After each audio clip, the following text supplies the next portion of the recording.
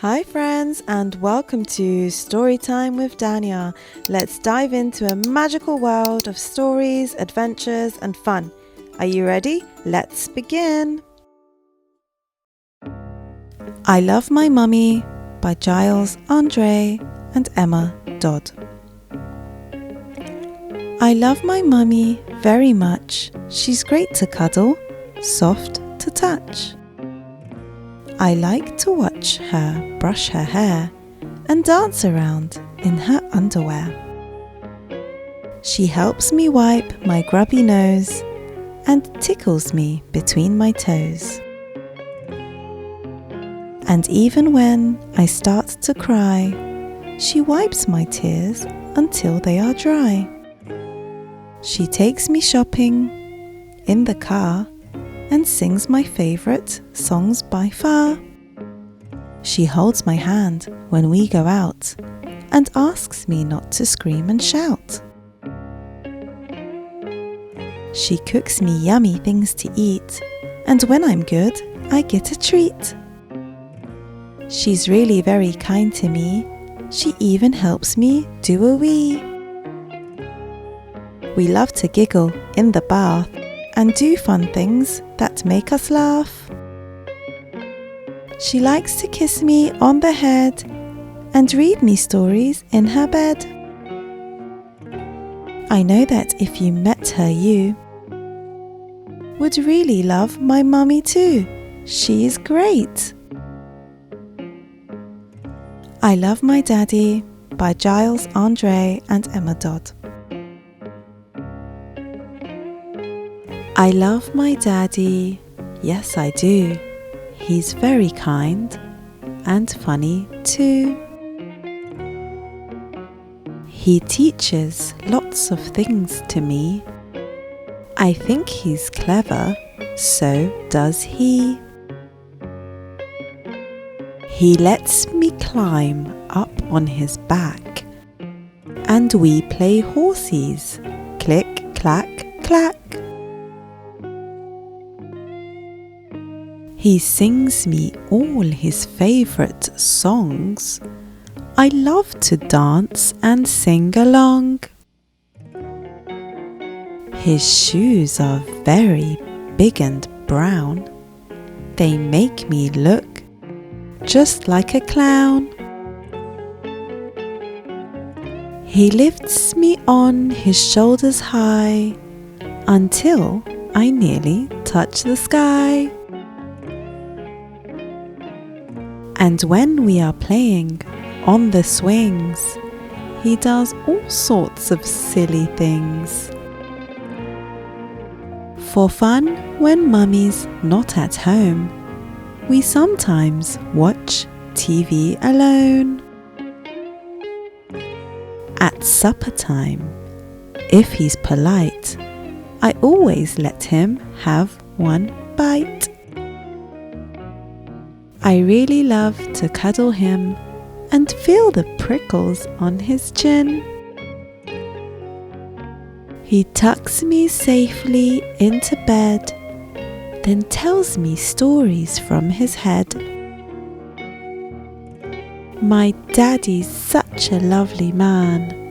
In fact, I am his biggest fan. The Gruffalo by Julia Donaldson.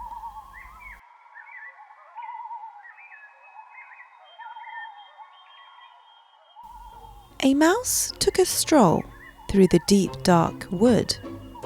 A fox saw the mouse, and the mouse looked good. "Where are you going to, little brown mouse? Come and have lunch in my underground house." "It's terribly kind of you, fox, but no, I'm going to have lunch with a Gruffalo." "A Gruffalo? What's a Gruffalo?" "A Gruffalo? Why didn't you know? He has terrible tusks and terrible claws and terrible teeth in his terrible jaws." "Where are you meeting him?" "Here, by these rocks. And his favourite food is roasted fox." Roasted fox? I'm off, Fox said. Goodbye, little mouse. And away he sped.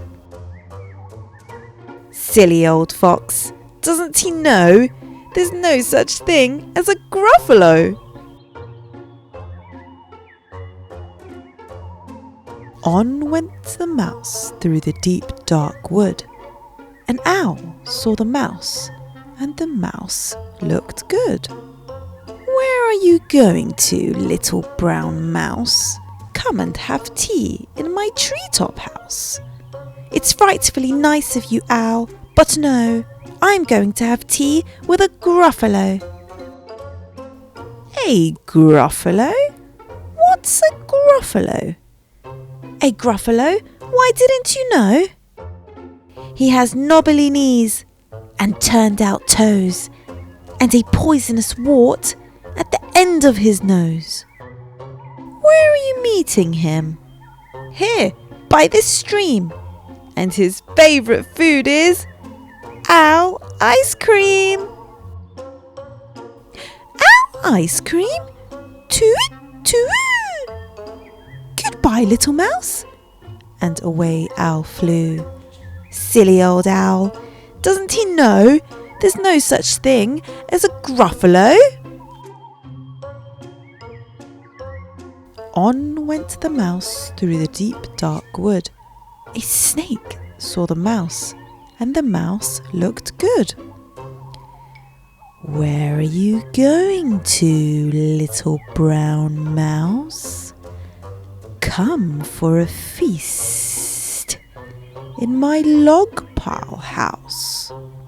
It's wonderfully good of you, snake, but no, I'm having a feast with a Gruffalo.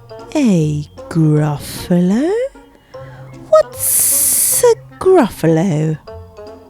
A Gruffalo? Why didn't you know? His eyes are orange, his tongue is black, he has purple prickles all over his back. Where are you meeting him? Here, by this lake, and his favourite food is scrambled snake. Scrambled snake? It's time I hid. Goodbye, little mouse. And away Snake slid. Silly old snake. Doesn't he know there's no such thing as a Gruffalo? Oh! But who is this creature with terrible claws and terrible teeth in his terrible jaws? He has knobbly knees and turned out toes and a poisonous wart at the end of his nose.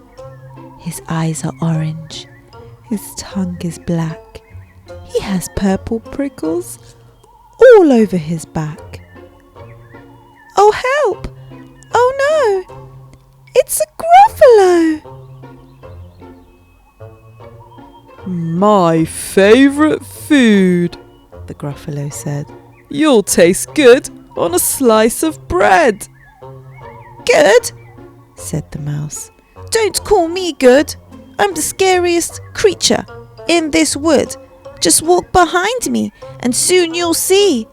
Everyone is afraid of me. All right, said the Gruffalo, bursting with laughter. You go ahead and I'll follow after. They walked and walked till the Gruffalo said, I hear a hiss in the leaves ahead. It's Snake, said the mouse. Why Snake? Hello. Snake took one look at the Gruffalo. Oh, crumbs, he said. Goodbye, little mouse. And off he slid to his log pile house. You see, said the mouse. I told you so. Amazing, said the Gruffalo. They walked some more till the Gruffalo said, I hear a hoot in the trees ahead. It's Owl, said the mouse. Why Owl? Hello. Owl took one look at the Gruffalo. Oh dear, he said. Goodbye, little mouse. and off he flew to his treetop house. "You see," said the mouse, "I told you so." "Astounding," said the Gruffalo. They walked some more till the Gruffalo said, "I can hear feet on the path ahead." "It's Fox," said the mouse. "Why, Fox, hello." Fox took one look at the Gruffalo. "Oh, help," he said. "Goodbye, little mouse." And off he ran to his underground house. "Well, Gruffalo," said the mouse, "you see, everyone is afraid of me. But now my tummy's beginning to rumble. My favourite food is Gruffalo crumble." "Gruffalo crumble?" the Gruffalo said, and quick as the wind he turned and fled. All was quiet in the deep dark wood. The mouse found a nut, and the nut was good. Mr. Brown Can Moo, Can You? By Dr. Seuss. Oh, the wonderful things Mr. Brown can do. He can go like a cow. He can go moo moo. Mr. Brown can do it. How about you? He can go like a bee. Mr. Brown can buzz. How about you? Can you go buzz, buzz? He can go like a cork. Pop, pop, pop, pop. He can go like horse feet. Clop, clop, clop. He can go eek, eek, like a squeaky shoe. He can go like a rooster. Cock-a-doodle-doo. He can go like an owl. Hoo, hoo, hoo, hoo. Eek, eek, cock-a-doodle-doo. Hoo, hoo, hoo, hoo. How about you? He can go like the rain. Dibble, dibble, dibble, dop. Dibble, dibble, dibble, dibble, dop, dop, dop. He can go like a train. Choo-choo, choo-choo.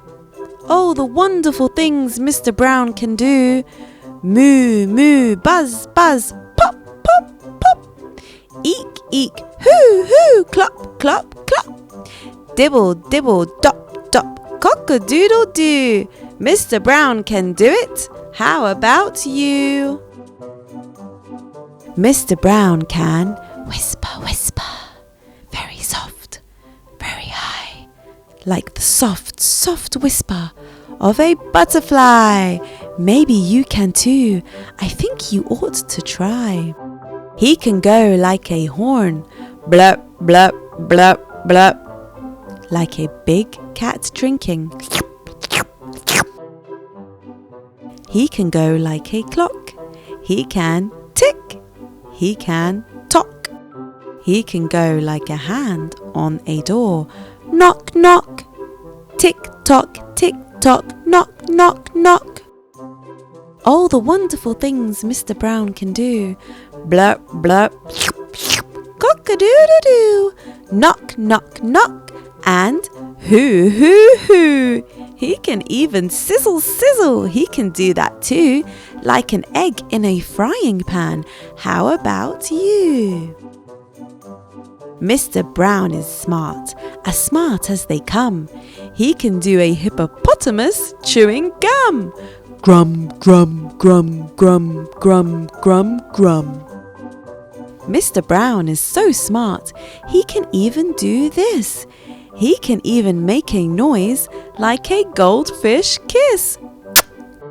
Boom, boom, boom. Mr. Brown is a wonder. Boom, boom, boom. Mr. Brown makes thunder. He makes lightning. Splat, splat, splat. And it's very, very hard to make a noise like that. Oh, the wonderful things Mr. Brown can do.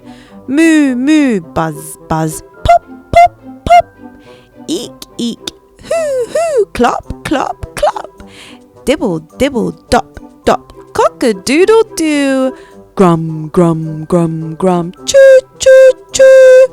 Boom, boom, splat, splat. Tick, tick, tock. Sizzle, sizzle, blurp, blurp. Knock, knock, knock. A slurp and a whisper. And a fish kiss too. Mr. Brown can do it. How about you? There's a Bear on My Chair by Ross Collins. There's a bear on my chair. He is so big, it's hard to share. There isn't any room to spare. We do not make a happy pair, a mouse and bear with just one chair. When I give him a nasty glare, he seems completely unaware. I don't know what he's doing there, that bear who's sitting on my chair. I must admit he has some flair. He has fine taste in leisure wear. I'm fond of how he does his hair, but still I wish he was not there. I'll try to tempt him with a pear, to lure him from my favourite chair. But he just goes on sitting there. Why won't he go back to his lair? Maybe I'll give him a scare. I'll jump out in my underwear. But no, of course, he does not care. That stinky bear sat on my chair. I understand that bears are rare. I know they need the utmost care. I know all that, I am aware. But still I cannot stand this bear.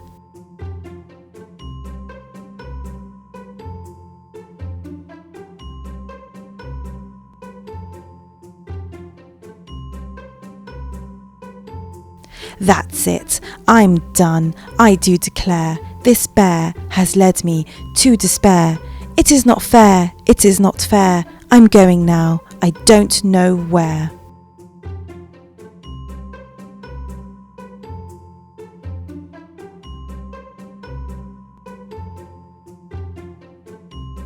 Hey, there's a mouse in my house. Brown Bear, what do you see? By Bill Martin Jr. and Eric Carle. Brown Bear, what do you see? I see a red bird looking at me.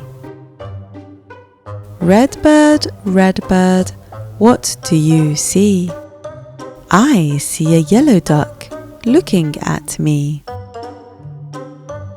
Yellow duck, what do you see? I see a blue horse looking at me. Blue horse, what do you see? I see a green frog looking at me. Green frog, what do you see? I see a purple cat looking at me.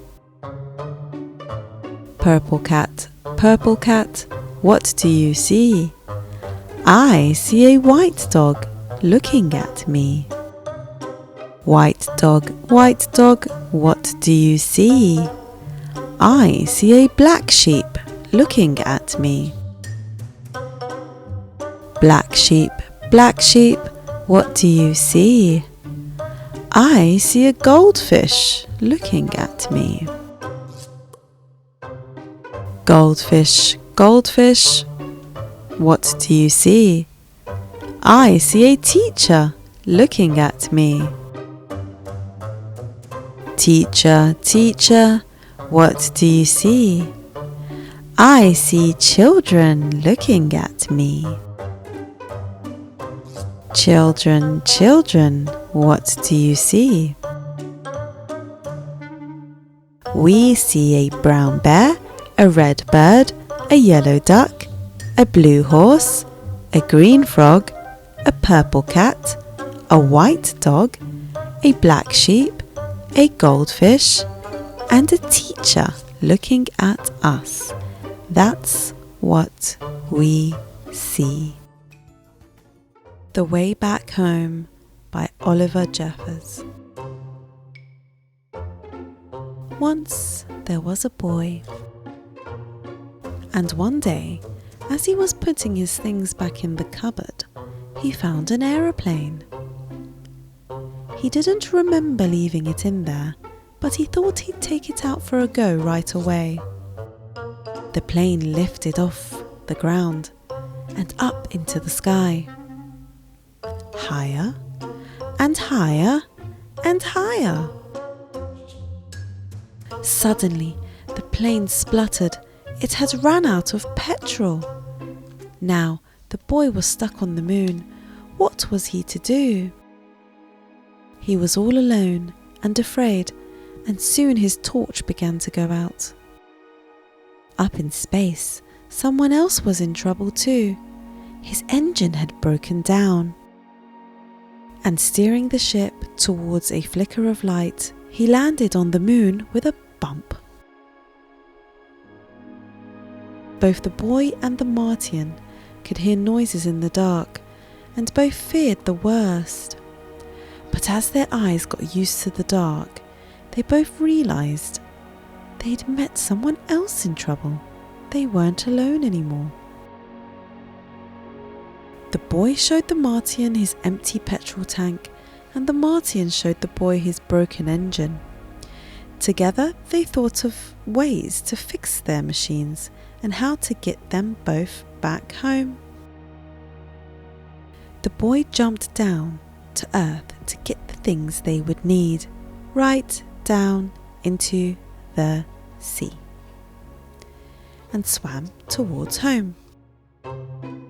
But by the time he got there, the boy was tired out, so he sat in his favourite chair just to catch his breath. His favourite programme was just starting, and he settled down to watch. Suddenly, he remembered what he should be doing and rushed off to the cupboard to get what he needed. He ran outside and shouted, but there was no reply. He couldn't be heard. The boy climbed to higher ground, called again, and waited. This time, a rope was lowered. The boy began to climb, and the Martian began to pull, and soon the boy was back on the moon. The boy fixed up the Martian's engine with the right spanner, and the Martian filled the boy's petrol tank. They said goodbye and thanked each other for their help. They wondered if they'd ever meet again. After a long night, they were both finally off the moon.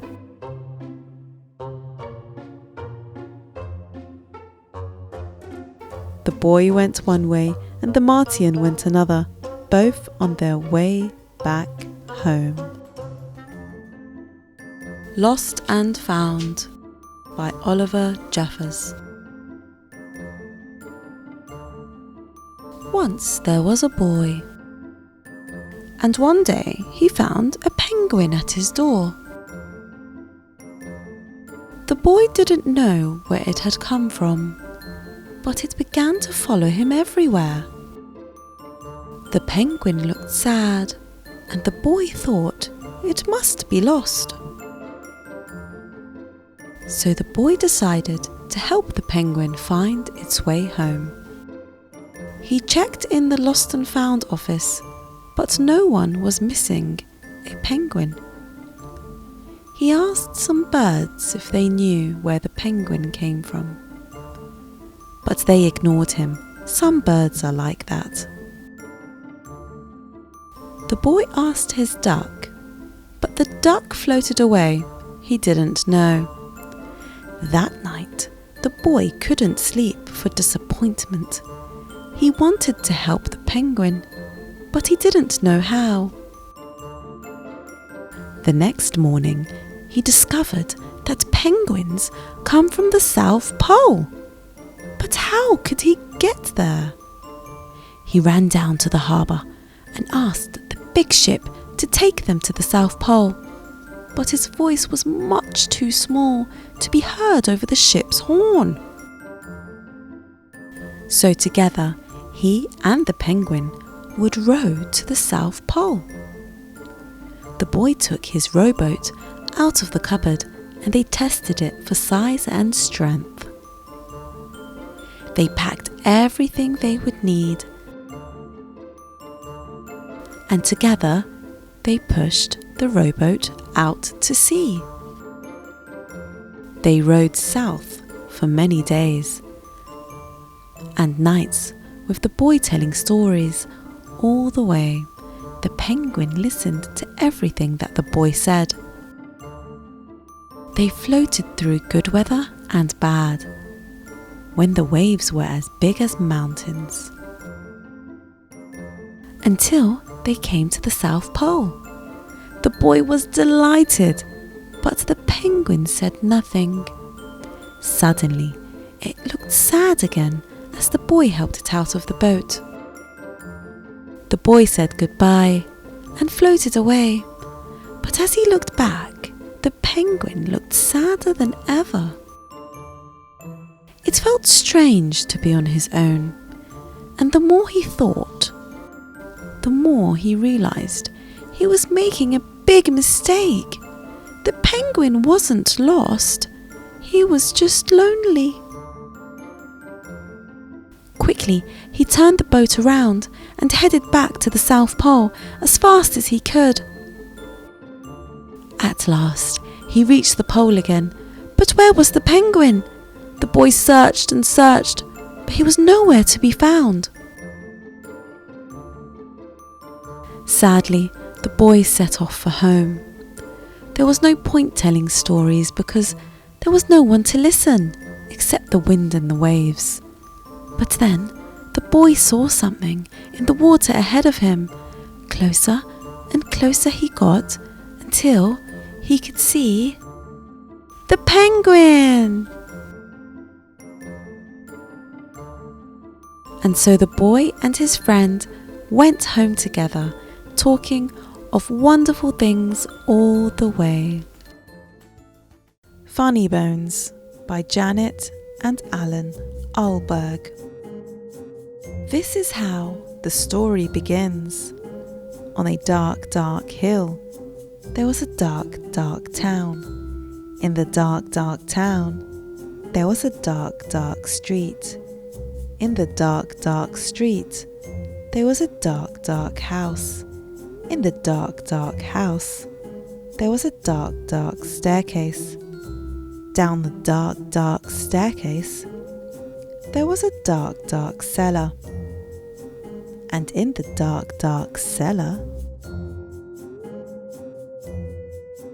some skeletons lived.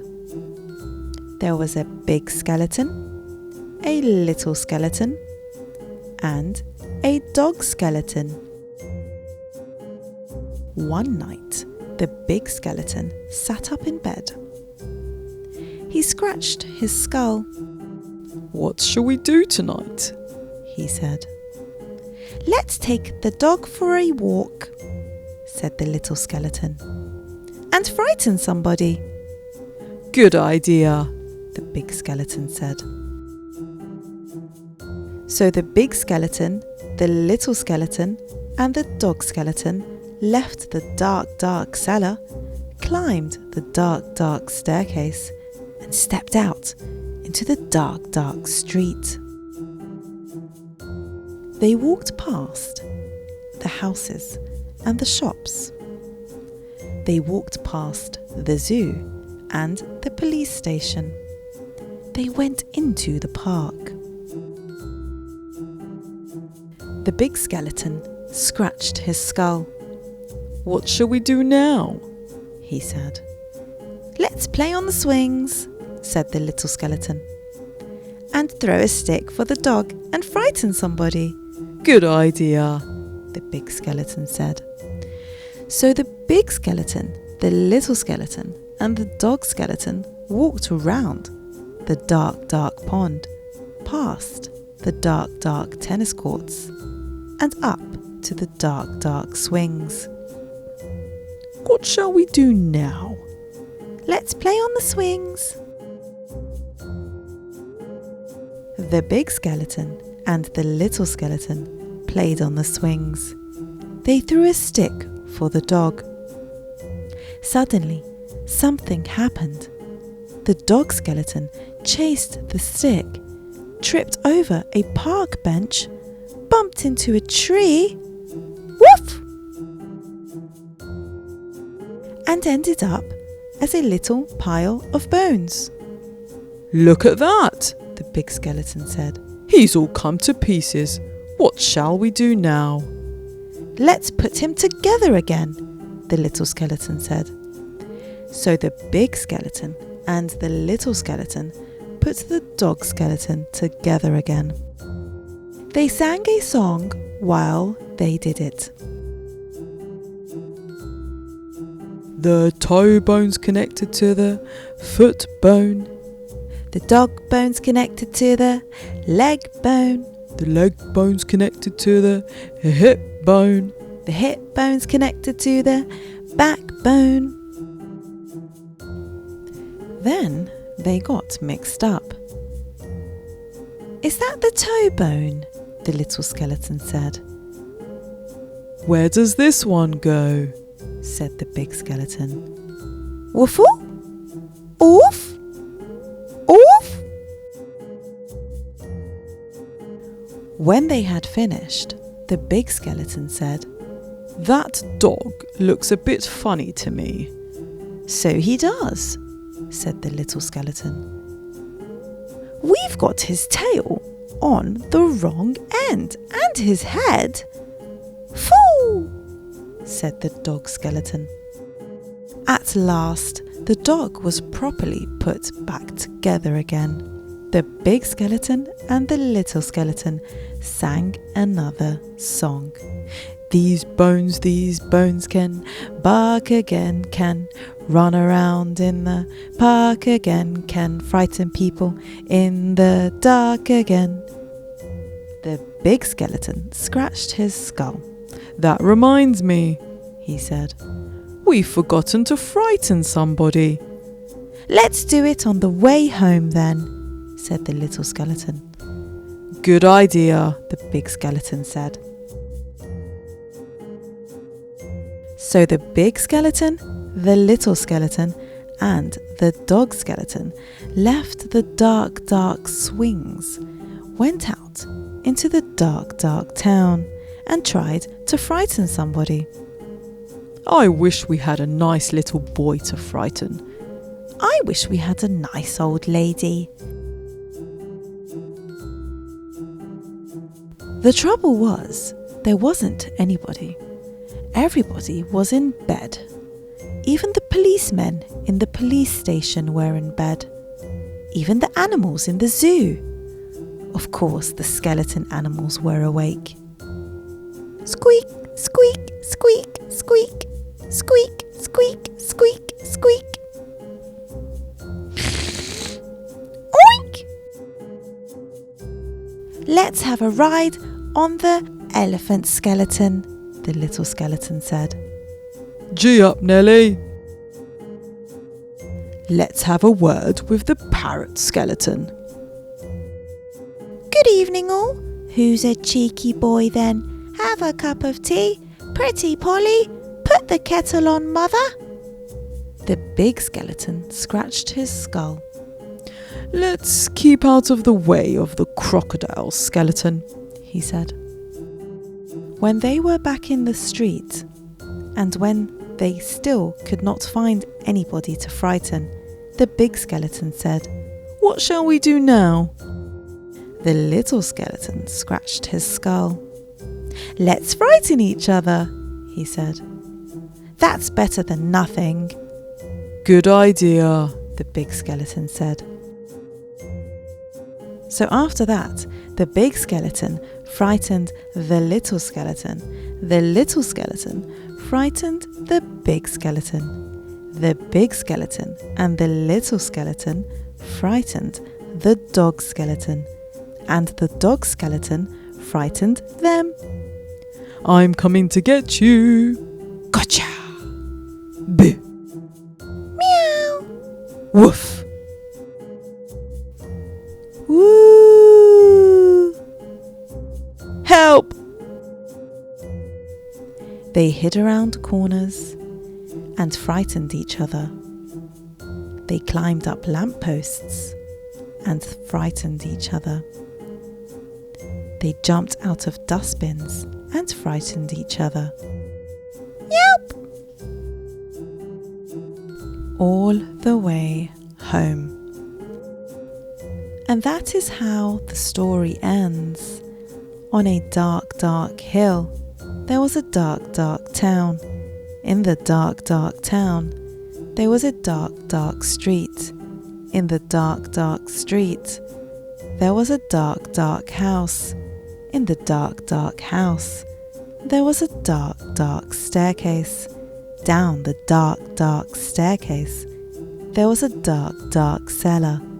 In the dark, dark cellar, some skeletons lived. They still do. The end. How to Catch a Star by Oliver Jeffers. Once there was a boy, and the boy loved stars very much. Every night the boy watched the stars from his window and wished he had one of his very own. He dreamed how this star might be his friend. They would play hide and go seek and take long walks together. The boy decided he would try to catch a star. He thought that getting up early in the morning would be best, because then the star would be tired from being up in the sky all night. So, the next day he set out at sunrise. But he could not see a star anywhere. He sat down and waited for one to appear. He waited, and he waited, and ate lunch, and waited, and after dinner he waited some more. Finally, just before the sun was about to go away, he saw a star. The boy tried to jump up and grab it, but he could not jump high enough. So very carefully he climbed to the top of the tallest tree he could find. But the star was still way out of reach.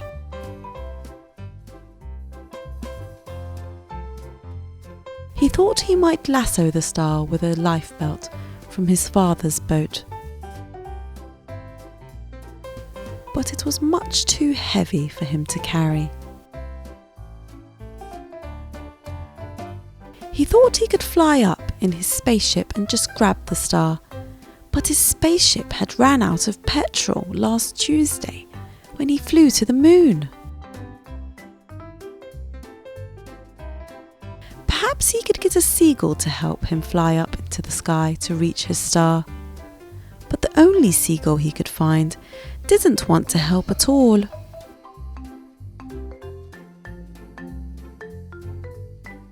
The boy thought he would never catch a star. Just then he noticed something floating in the water. It was the prettiest star he had ever seen. Just a baby star. It must have fallen from the sky. He tried to fish the star out of his hands, but he couldn't reach it. Then he had an idea. The star might wash up on the shore. He ran back along the jetty to the beach. Then he waited and walked and watched and waited. And sure enough, the star washed up on the bright golden sand. The boy had caught a star of his very own.